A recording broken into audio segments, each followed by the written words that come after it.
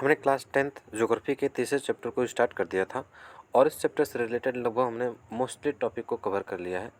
आज हम इस टॉपिक में इस वीडियो में हम रेन वाटर हार्वेस्टिंग के बारे में जानेंगे और रेन वाटर हार्वेस्टिंग के क्या तरीके हो सकते हैं, उन सभी चीज़ों के बारे में देखेंगे।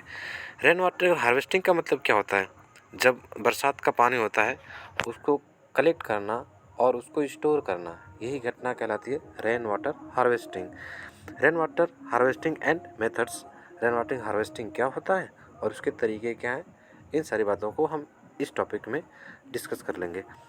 क्या होता है इसका मतलब? Rain water harvesting is the collection and storage of rain water for reuse.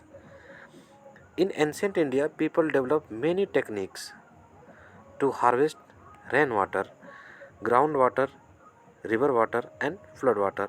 मतलब रेन वाटर हार्वेस्टिंग का मतलब क्या होता है कि जो collection and storage of rain water for use, जो रेन वाटर है उसे कलेक्ट करना और उसे स्टोर करना, किस लिए?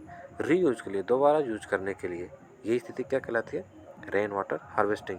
और एंशिएंट इंडिया में हमारे जितने भी पूर्वज रहे, उन्होंने रेन वाटर को हार्वेस्ट करने के लिए बहुत सारे तरीके, चाहे रेन वाटर हार्वेस्ट करना हो या फिर ग्राउंड वाटर हो, रिवर वाटर हो, इन सभी को प्रिजर्व करना और इनको हार्वेस्ट करने के बहुत से सारे टेक्निक्स ईजाद कर लिए थे।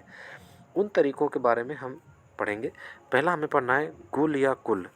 गुल या कुल क्या होता है? गुल या कुल एक तरह से समझो नालियाँ होती हैं और ये माउंटेनियस रीजन में, हिमालय वाले रीजन में ये उपयोग की जाती हैं। गुल या कुल्स इन हिली एंड माउंटेनियस रीजन, इसे किस क्षेत्रों में उपयोग किया जाता है? हिली, पहाड़ी और पर्वतीय क्षेत्रों में इसका उपयोग किया जाता है। इसमें क्या होता है कि पीपल बिल्ड डाइवर्जन कैनल्स, इसमें पीपल बहुत सारे डाइवर्जन नालियाँ बना देते हैं, कैनल्स बना देते हैं, जिसे क्या कहा जाता है? गुल्स और कुल्स। एग्जाम्पल जैसे वेस्टर्न हिमालय में गुल्स और कुल बनाया जाता है, किसके लिए? एग्रीकल्चर के लिए। मतलब रेन वाटर हार्वेस्टिंग में पहला मेथड हमें गुल या कुल देखना है, जो कि हिली या माउंटेनियस रीजन में इसे देखा जाता है और इसका मुख्य उद्देश्य क्या होता है? एग्रीकल्चर पर्पज़ के लिए, सिंचाई के लिए इसका मुख्य उपयोग किया जाता है। आगे देखेंगे खादीन या फिर जोहड़। खादीन या जोहड़ क्या होता है? ये राजस्थान वाले क्षेत्रों में रेन वाटर को हार्वेस्ट करने का एक तरीका होता है। In arid and semi arid region, for example khadin in Jaisalmer and johad in other parts of Rajasthan. खादीन और जोहड़ रेन वाटर हार्वेस्ट करने का एक तरीका है, जो कि एरिड और सेमी, शुष्क एवं अर्ध शुष्क वाले क्षेत्रों में जहाँ बारिश कम होती है, जैसे जैसलमेर में इसे खादीन कहा जाता है और राजस्थान के और पार्ट्स में से जोहड़ के नाम से जाना जाता है। तो खादीन और जोहड़ शुष्क वाले क्षेत्रों में रेन वाटर हार्वेस्ट या वाटर को कंजर्व करने का मेथड है। इसके अलावा bamboo drip irrigation system. Bamboo drip irrigation बांस पद्धति द्वारा सिंचाई का सिस्टम है, जो कि नॉर्थ ईस्ट में मेघालय एक राज्य है जहाँ 200 वर्षों से पुराना एक प्रक्रिया चली आ रही है।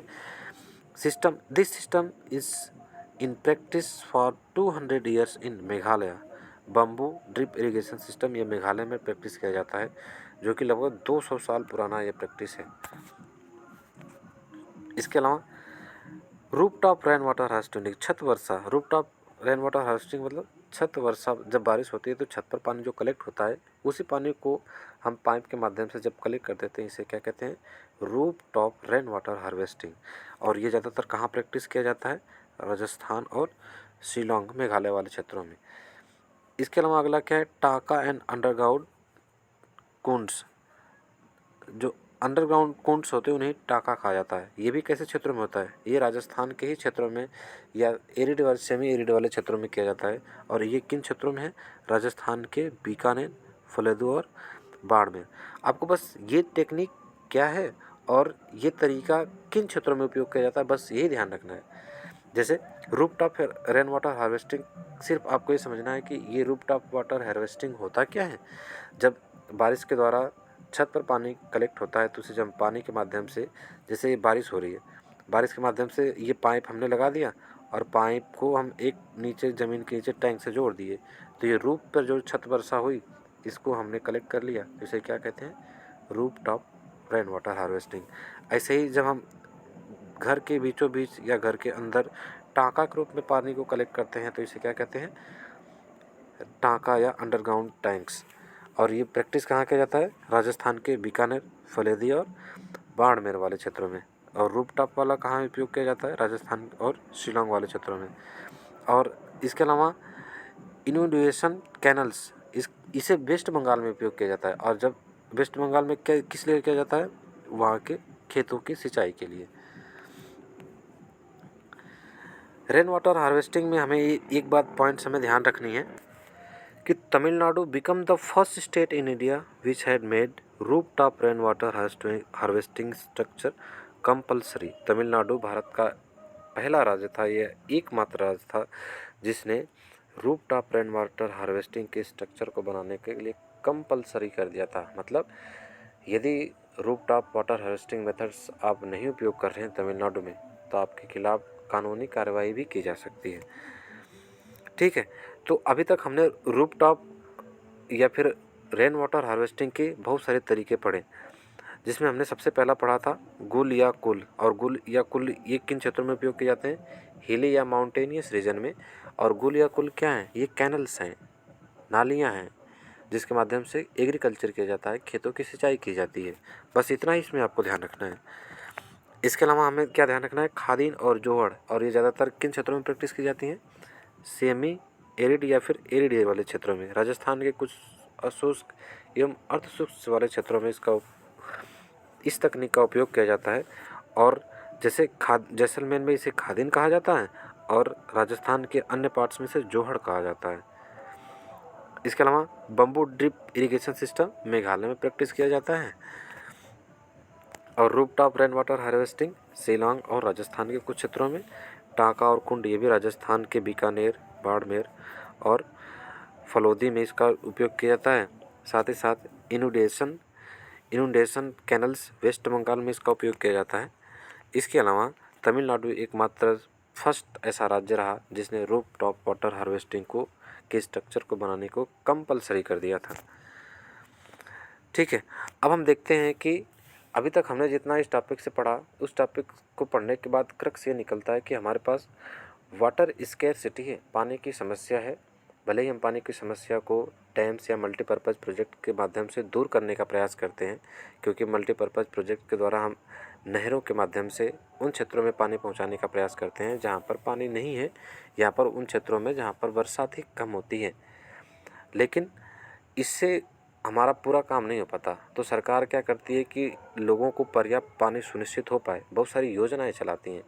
उसी में सरकार ने एक योजना चलाई थी जिसका नाम था जल जीवन मिशन। जल जीवन मिशन के बारे में आपको 2-3 बातें ध्यान रखनी है कि जल जीवन मिशन का मुख्य उद्देश्य था कि जितने भी लिविंग लोग हैं रूरल एरिया में, उन लोगों के लिए जल जीवन मिशन लाया गया। और इसके माध्यम से प्रत्येक परिवार को पर कैपिटा, प्रत्येक परिवार के प्रत्येक सदस्य को प्रतिदिन 55 लीटर पानी को सप्लाई करने की डिमांड की गई, या इसका प्रयास किया गया। तो जल जीवन मिशन क्या है? ये ग्रामीण क्षेत्रों में प्रति परिवार, प्रति व्यक्ति को हर रोज़ 55 लीटर पानी सुनिश्चित हो पाए, इसलिए इस मिशन को शुरू किया गया। इसके अलावा एक मिशन के बारे में और हमें जानना है, उस मिशन का नाम है प्रधानमंत्री कृषि सिंचाई योजना।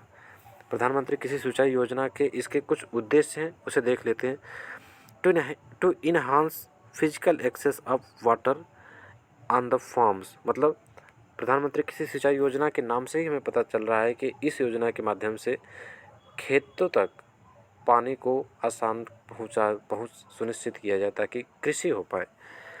इसके अलावा to expand cultivable area under assured irrigation.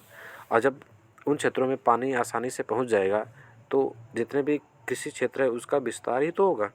तो सुनिश्चित कृषि की सिंचाई के तहत कृषि योग्य क्षेत्र का क्या करना? विस्तार करना था। इसके अलावा अगला पॉइंट क्या है? To improve on farm water use efficiency. हमें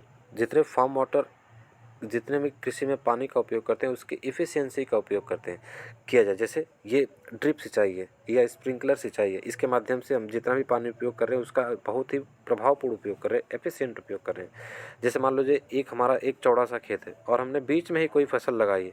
कई बार क्या होता है कि किसान नालियों के माध्यम से पूरे खेत में पानी छोड़ देते हैं, तो क्या ये पानी का या इरिगेशन सिस्टम हमारा एफिशिएंट है? नहीं। हमें क्यों ना ड्रिप पद्धति के माध्यम से इन्हीं क्षेत्रों में पानी दें जहाँ हमारा फसल है। तो इस सिंचाई का मुख्य उद्देश्य ये भी था कि पानी की बर्बादी को क्या करना? कम करना और पानी के उपयोग की दक्षता में सुधार लाना, उसकी एफिशिएंसी को बढ़ाना। इसके अलावा to introduce sustainable water conservation practices, और इसके द्वारा प्रधानमंत्री कृषि सिंचाई योजना के द्वारा जितने भी वाटर या पानी के उपयोग के लिए जितने भी प्रैक्टिसेस थे उसे सस्टेनेबल करना, उसको सतत करना। कहीं ऐसा ना हो कि हम पानी का अत्यधिक दोहन करते जा रहे हैं और उसका एफिशिएंट या उसका प्रभाव कम देखने को मिलता है। तो प्रधानमंत्री कृषि सिंचाई योजना के बारे में आपको क्या क्या बातें ध्यान रखनी है कि इसका मुख्य उद्देश्य था खेतों तक पानी की पहुंच आसान किया जाए। साथ ही साथ जब पानी आसान हो जाएगी तो कृषि योग्य क्षेत्र का विस्तार भी होगा। अगला क्या है कि जो कृषि में पानी के उपयोग की एफिशिएंसी है उसको बढ़ाया जाए, कृषि के प्रभाव को बढ़ाया जाए। साथ ही साथ पानी के उपयोग के लिए सस्टेनेबल कंजर्वेशन प्रैक्टिसेस को अपनाया जाए। ठीक है, तो आज हमने इस चैप्टर को कंप्लीट कर लिया है। अब जल्द ही हम इस चैप्टर से आधारित कुछ महत्वपूर्ण प्रश्न लाएंगे, जिसमें बोर्ड एग्ज़ाम के भी प्रश्न पूछे गए हैं उसे भी लाएंगे और कुछ प्रैक्टिस प्रश्न भी लाएंगे, ताकि इस चैप्टर को आप क्वेश्चन के माध्यम से रिवाइज कर पाओ। ठीक है, आप रिवाइज करते रहिएगा। जल्दी ही हम नेक्स्ट टॉपिक के साथ मिलेंगे, तब तक धन्यवाद।